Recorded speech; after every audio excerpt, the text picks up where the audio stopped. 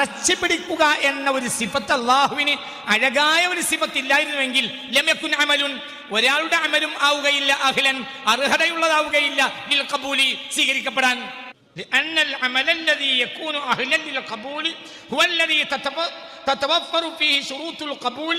ഒരു അമൽ സ്വീകരിക്കപ്പെടണമെങ്കിൽ സ്വീകരിക്കപ്പെടാനുള്ള ഷർത്തുകളിൽ ഉണ്ടായിരിക്കണം. വഹുവ, എന്താ സ്വീകരിക്കാനുള്ള ഒരു ഷർത്ത്? അൽ ഇഖ്ലാസു, ഒന്നത് ഇഖ്ലാസാണ്. അത് നിനക്കുണ്ടോ? വഗായത്തുൽ ഹുദൂരി, നിന്റെ സാന്നിധ്യത്തിന്റെ പരമാവധിയാണ്. എന്നെങ്കിലും സാന്നിധ്യത്തിൽ ഒരു റക്അത്ത് നിസ്കരിച്ചിട്ടുണ്ടോ?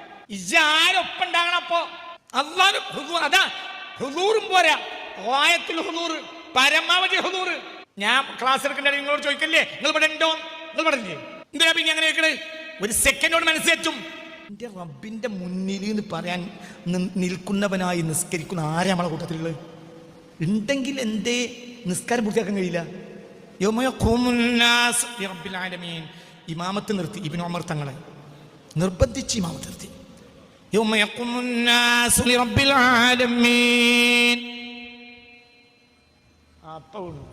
വേറെ ആൾ കാര്യം, യൂറോപ്പിൽ നിന്ന് വൈക്കിങ്സ് വന്നൊരു ചരിത്രമുണ്ട്.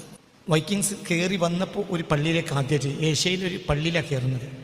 അപ്പോൾ ഒരാൾ മുന്നിൽ, വേറൊരാൾ പിന്നിൽ നിസ്കരിക്കുന്നുണ്ട്. അപ്പോൾ വൈക്കിങ്ങിൽപ്പെട്ട ഒരാൾ വാളും കൊണ്ടുവന്നു റുക്കുവിൽ കിടക്കുന്ന ഇമാമിൻ്റെ തല വെട്ടി. അയാൾ മറിഞ്ഞു. അപ്പോൾ അടുത്ത ആൾ കയറുന്നു. ഇത് ചരിത്രം.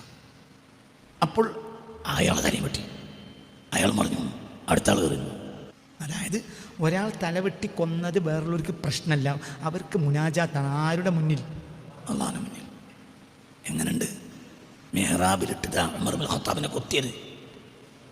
നമ്മളെ കാലത്താണെങ്കിൽ അങ്ങനത്തെ ഒരു സംഭവം നടക്കും. അവർ അള്ളാഹു ലയിച്ചിരിക്കുകയാണ്, അപ്പോൾ അവർക്കൊന്നും നോക്കാൻ കഴിയില്ല. അതുകൊണ്ട് കുത്തിയത്. മെഹ്റാബിലിട്ട് കുത്തി ആരെ? അവർക്കറിയാം നിസ്കാരത്തിൽ കയറിയ ഈ ജനത പിന്നെ ഒന്നും ശ്രദ്ധിക്കൂല.